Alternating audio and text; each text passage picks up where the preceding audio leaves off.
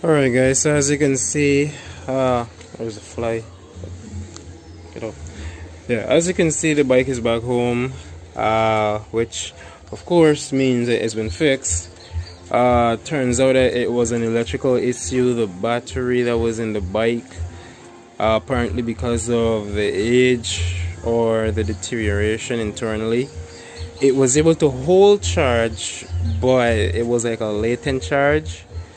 That's why when I checked the battery on my battery charger, it was saying it was charged, but it wasn't actually discharging any current. And because of that complexity, it was causing the components in the circuit to trip.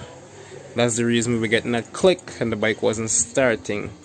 But we actually, the bike is actually good now for the most part.